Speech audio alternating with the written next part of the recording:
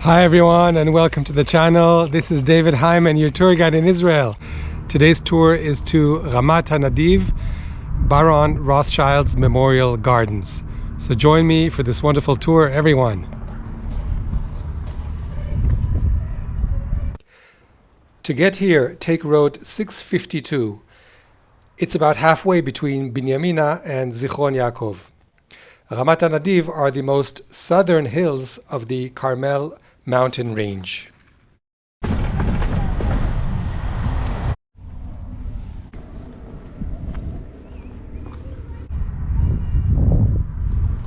So the gardens were opened in 1954. They were built to fulfill the Baron's final wish to be buried here in the rock of the land of Israel. So the gardens are completely free. You only pay for the parking. Right now it's 25 shekels a day for a regular car. These are the opening hours. Just remember that on Saturday, the crypt is closed on Saturday and holidays. This is the Memorial Garden map. Main entrance is here. And we're going to see the waterfalls, the crypt, the rose garden, and the iris garden, and then the fragrance garden. And there's the founder of the Rothschild family, Mayor Amschel from Frankfort, 1744. And these are his 5 sons. The founder of the Rothschild family lived in a house with a red shield affixed to his facade, from which the family name Rothschild derived. And his 5 sons each settled in a different European capital, expanding its banking enterprise. The Rothschild family coat of arms, symbols nobility engraved on a knightly shield.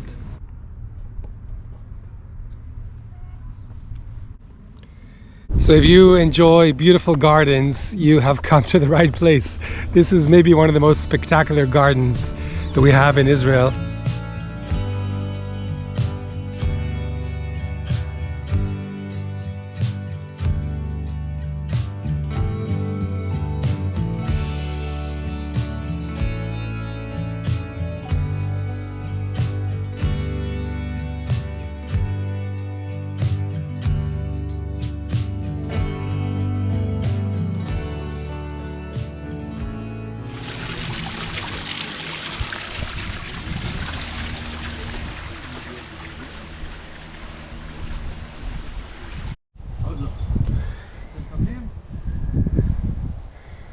So this is Baron Edmond and Baroness Adelheid Rothschild.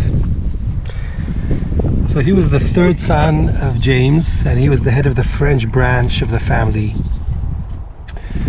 And his involvement with the Jewish community in Israel started prior to the establishment of the state, and it began in 1882. He visited the land of Israel 5 times during his lifetime. And each time he visited, he donated, he purchased land, and he inaugurated factories, wineries, and towns.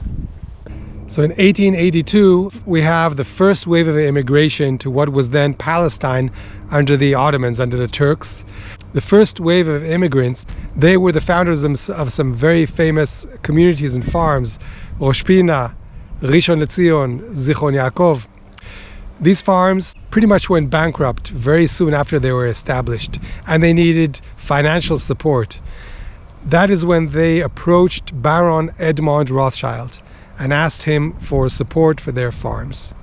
This was the first time the Baron got involved with the Jews returning back home to the land of Israel. And since then, till the end of his days, he supported, financed, and helped build what later on became the State of Israel. So this map at the top of the cascade to the waterfall overlooking the Mediterranean Sea shows many towns and villages that Baron Rothschild either founded or assisted in their foundation. Famous ones: Rosh Pina, Metula, okay, Bat Shlomo, Zichron Yaakov, Rishon LeZion, Motza, This just shows how active the Baron Rothschild was with building the land.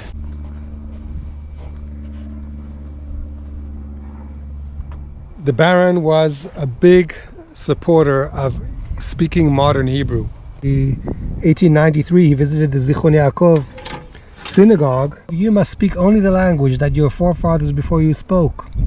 That is the Hebrew language, and it is my hope when I return again I will hear all of you speaking Hebrew. And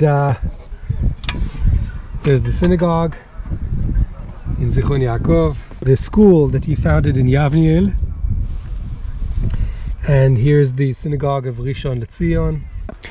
So in 1954, here in Ramat HaNadiv, they fulfilled the will of the Baron, who wished to be buried at the southern tip of Mount Carmel. Baron Rothschild and his wife Adelheid Ada are buried here. 20 years after their death in Paris, at their request, their bones were brought here and were buried in the memorial gardens here in Ramat HaNadiv.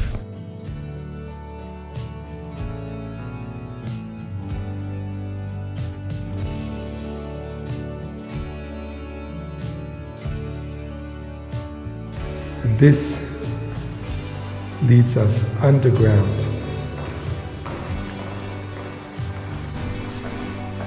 to the tomb that is carved in the mountain. Baron Edmond de Rothschild, Benjamin, son of Jacob, with blessed memory, the father of the community, the well-known benefactor, and his wife, Baroness Adelheid de Rothschild, Isha Yirat Adonai, a woman fearful of God. 20 years after their death, their bodies were brought here and were buried at their request in the rock-hewn cave.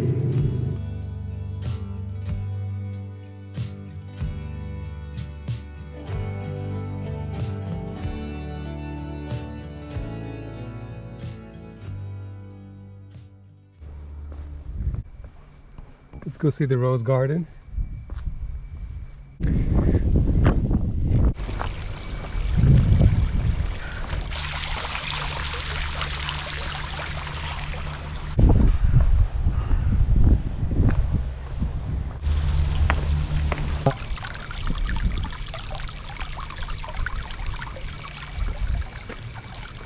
This is the iris garden. It houses a unique collection of the Onchocyclus irises, which have been recognized as a rare species in danger of extinction. So now it's March, so there are a few of these irises that can be seen here.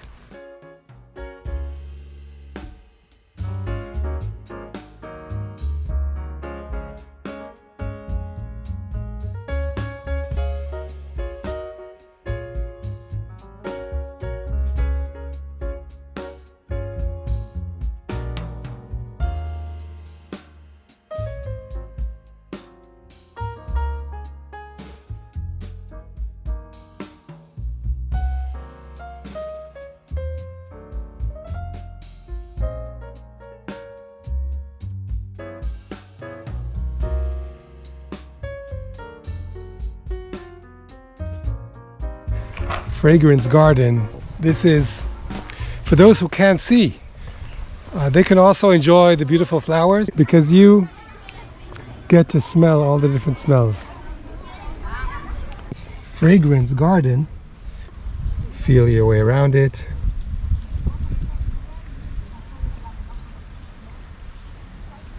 While you hold on the rail, you can read the Braille sign and you can smell the different plants. Take a little piece and smell it. This one, the Aragonum syriacum, this is what we call hyssop zata. Salvia officinalis marva refuit, sage, and it is really good for a stomach ache. Brew a tea out of this, you get rid of all your tummy problems. So my favorite herb of them all is this one. In Hebrew, zuta levana, Micromeria fruticosa. You take a little tiny piece of this, put it in your tea. It is like sweet mint. This is the Braille, the Hebrew letters in Braille. And here, these are Shin, Lamed, Vav, Mem, Shalom. Braille is read from left to right, even in Hebrew. Here it says there, it is written from left to right.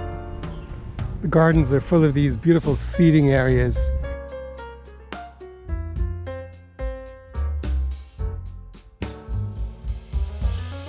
Right across from the main entrance, there's a path that leads to this tower here.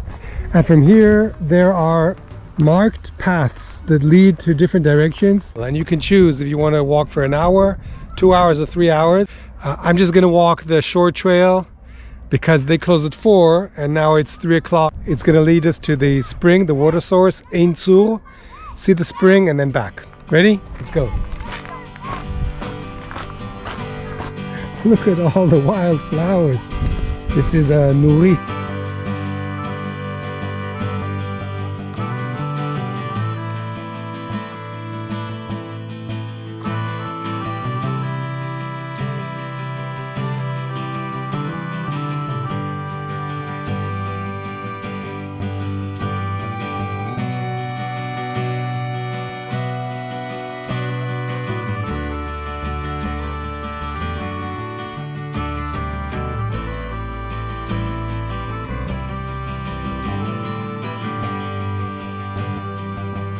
So we made it to one of the springs of Mount Carmel.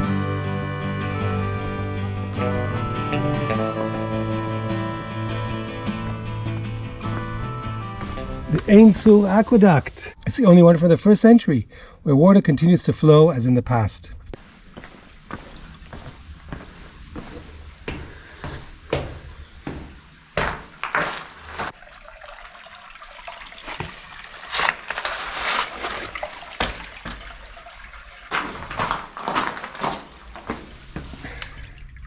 Wow, look at this, huh? This is really ancient. This dates back all the way to the 1st century.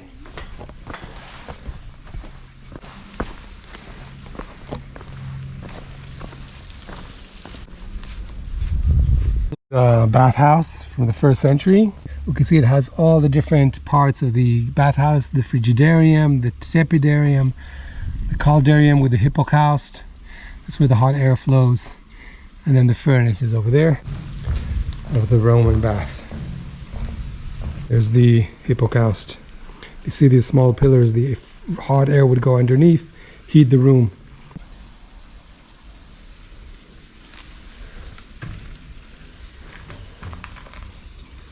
The way back is uphill.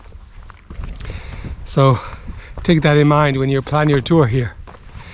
It's not that bad.